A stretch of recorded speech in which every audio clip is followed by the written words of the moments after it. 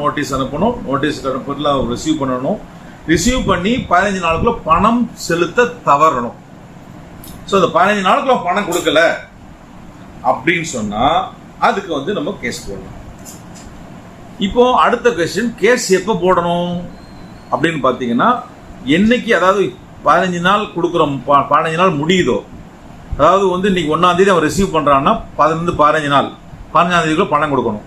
15ஆம் தேதிக்குள்ள பணம் கொடுக்கலன்னா அந்த 15ஆம் தேதியில இருந்து ஒரு மாச காலகட்டத்துக்குள்ள நீங்க கேஸ் ஃபைல் பண்ணணும். இப்போ நீங்க 1 மாச காலகட்டத்தில் கேஸ் ஃபைல் பண்ண செக் அனுப்புறீங்க, நோட்டீஸ் அனுப்புறீங்க, அவன் ரிசீவ் பண்றான், சார் எனக்கு ஒரு 2 மாசம் டைம் கொடுங்க, 2 மாசம் கழிச்சு நான் பேமெண்ட் பண்ணிடுறேன், அதுக்கப்புறம் நான் டைம் கொடுங்க அப்படின்னு சொல்லி கேட்டால் அதை நம்பிட்டு நீங்கள் 2 மாசம் சும்மா இருக்கிறீங்க, வக்கீலுக்கு ஃபீஸில் இருக்கணும், ஏன் கேஸ் ஃபைல் பண்ணணும்னு நினச்சிட்டு இருக்கீங்க. 2 மாசம் கழிச்சு அப்புறம் தர முடியாது, அப்போ என்னால் ஆனதை பார்த்துக்கின்றான்.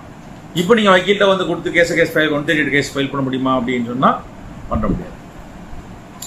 ஸோ அப்போ என்ன ஆகுதுன்னா, இந்த கேஸோட அடுத்த முக்கியமான விஷயம் என்னன்னா, என்னைக்கு அவன் பணம் பேமெண்ட் பண்ணணுமோ அன்னைக்குள்ள பணம் பேமெண்ட் பண்ணியிருக்கணும்.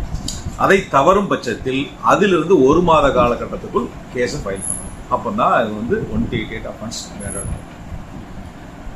அப்புறம் இந்த கேஸ் எங்க ஃபைல் பண்றது அப்படின்னு பாத்தீங்கன்னா, காஸ் ஆஃப் ஆக்ஷன் எங்க அரோஸ் ஆகுதோ அங்க ஃபைல் பண்ணலாம் அப்படின்னு சொல்லி ஜட்ஜ்மெண்ட் இருக்கு. இப்போதைக்கு பாத்தீங்கன்னா பேங்க் மட்டும் தான் முக்கியமா வச்சிருக்காங்க. கம்ப்ளைனன்ட் அவர் செக்கை சைதாப்பேட்டில் உள்ள அவரோட பேங்க்ல ப்ரெசென்ட் பண்ணாருன்னா சைதாப்பேட் கோர்ட். ஸோ பாரிஸ்ல ஃபைல் பண்ணியிருந்தா ஜிடி கோர்ட்ல ஃபைல் பண்ணணும், சைதாப்பேட்டில் ஃபைல் பண்ணியிருந்தா சைதாப்பேட்டை கோர்ட், அந்த ஜூரிஸ்டிக்ஷன் எங்க வருதோ அங்கே ஃபைல் பண்ணணும். அந்தந்த கோர்ட்ல தான் பண்ணணுமே தவிர மற்ற எந்த இஷ்டப்பட்டதுக்கு உங்க கோர்ட்ல ஃபைல் பண்ண முடியாது. So this are all the important elements. இதுல உள்ள எல்லா விஷயங்களும் கரெக்டா நடந்திருந்தா மட்டும்தான் அந்த என்ன ஆகும்னா, அந்த செக் பவுன்சிங் கேஸ் ஒரு கம்ப்ளீட்டா அஃபென்ஸ்ன்ற ஒரு கம்ப்ளீட் ஆகும். அதை பேஸ் பண்ணி கோர்ட்டு ஜட்ஜ்மெண்ட்டு ஒரு கன்விக்ஷனோ ஃபைனோ இம்ப்ரிசன்மெண்ட்டோ கொடுக்கும். இதுல ஏதாவது ஒண்ணு இல்ல, ஏதாவது சரியா நடக்கல, ஏதாவது உள்ள ஃப்ளா இருக்கு, தப்பா நடந்திருக்கு அப்படின்னா அது அஃபென்ஸ் ஆகாது.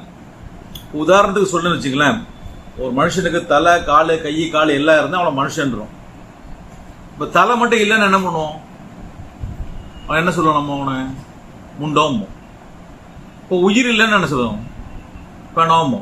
அது மாதிரி தான் இப்போ செக் பவுன்சிங் கேஸை பொறுத்த வரைக்கும், cheque bouncing 138 of the negotiable instrument ஆக்ட்ல என்னென்ன சொல்லியிருக்கோ அதை எல்லாமே கரெக்டா ப்ராப்பரா இன் டைம்ல கம்ப்ளீட் ஆனா மட்டும்தான் that will amount to an offence. அப்பதான் ஒரு அஃபென்ஸ்ன்றது கம்ப்ளீட் ஆகும், கம்ப்ளீட் பண்ணி வெளியே வரலாம்.